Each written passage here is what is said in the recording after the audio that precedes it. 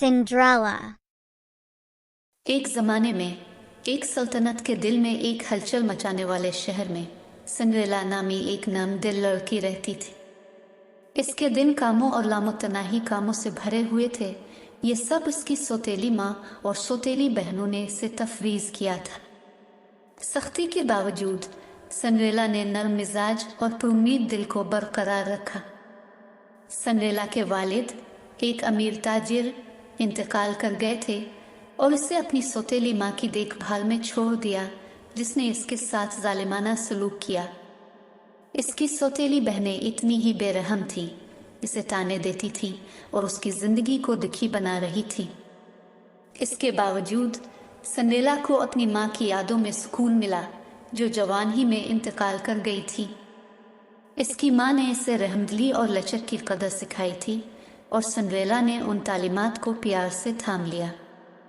एक दिन घर में दावतनामा पहुंचा। शाही महल एक अजीम अलशान गेंद की मेज़बानी कर रहा था और बादशाही में हर अहल लड़की को मदऊ किया गया था। सिंड्रेला की सौतेली माँ और सौतेली बहनें शिरकत के इम्कान पर बहुत खुश थी, लेकिन उनका सिंड्रेला को अपने साथ शामिल होने देने का कोई इरादा नहीं था।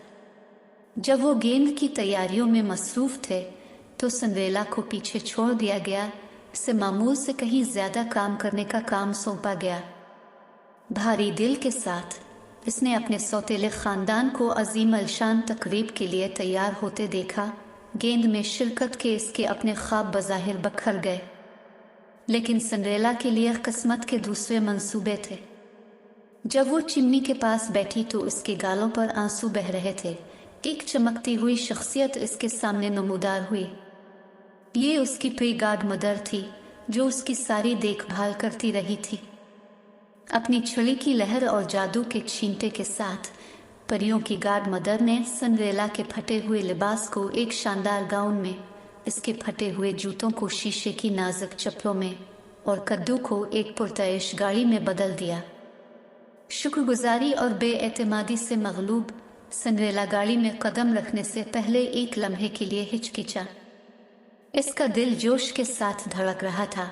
वो शाही महल के लिए रवाना हुई, जहां पहले से ही शानदार गेंद चल रही थी। जैसे ही सिंड्रेला महल में दाखिल हुई, सबकी नज़रें उसकी तरफ मुतवज्जे हुई। उसकी खूबसूरती और फजल के सिहर में प्रिंस दिलकश खुद उसकी मौजूदगी से मुतासिर हुआ और वो इससे नज़रें ना हटा सका।